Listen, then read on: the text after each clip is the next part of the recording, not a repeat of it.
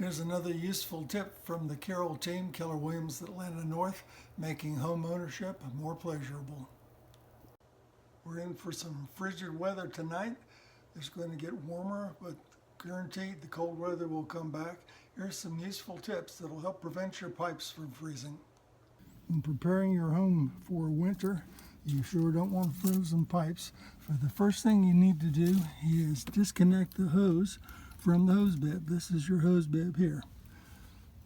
Depending on the kind of valves you have in the house, if any, you can either go inside and turn them off, which I'll show you shortly, or just open the bib a little bit so that it's dripping just a little bit. And you may have to adjust it very slightly to keep it dripping at a slow drip like that. Maybe just a little bit more. There we go. Moving water tends not to freeze nearly as quickly as standing water, so you want to just keep it dripping all winter long until the cold weather is done. It's best to leave the hose in the house for the winter. Bring it inside, put it out of the way somewhere. But if you do leave it outside in the cold, you want to make sure that any valves you might have in line are open so water can flow should it freeze and expand.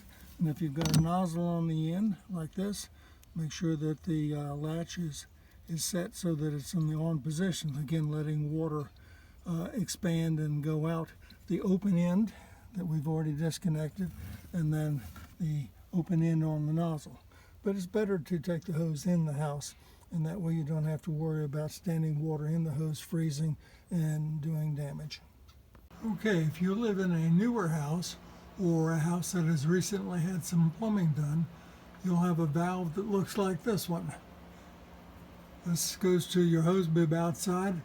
Just turn the valve off 90 degrees to the pipe direction, and then go outside and open the hose bib.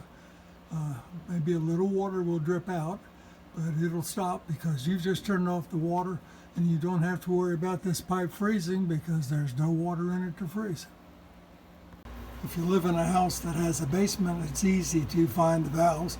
You can tell where the hose bib from the outside comes through the wall, and there should be a valve relatively close to it. Now, if you've got an older house on the basement, you'll have a round handle valve like this, and when it comes wintertime, just shut it off. If you do need to use the hose outside, you will have to open this up again, but as long as this is shut off and the hose bib on the outside is open so there's no water in the pipe, it isn't going to freeze. You will find this valve or something like it often under your kitchen sink or in an upstairs bathroom, one for the front and one for the back. So if you've got a crawl space, so you'll have to crawl under and look around and see if there's a valve somewhere. In the old days, they did have the valves most of the time, and they usually put them in a really inconvenient place. So this time, if it's too much trouble, open the hose bib outside and let it drip. And some of the older houses, they don't have a shut off at all. The only way to turn it off is to shut all the water off to the house. So you'll have to drip with that. It's a little effort, but it is worth it. You don't want the pipes to freeze. All right, and the two last steps, especially if you have a sink that's on an outside wall, leave the water dripping just a little bit. Doesn't even have to be much as this dripping, but just drip, drip, drip. And open the cupboard door. Don't have to do anything, just open it so that heat from the house can get in the cabinet, because if you keep the doors closed, it will get real cold in there.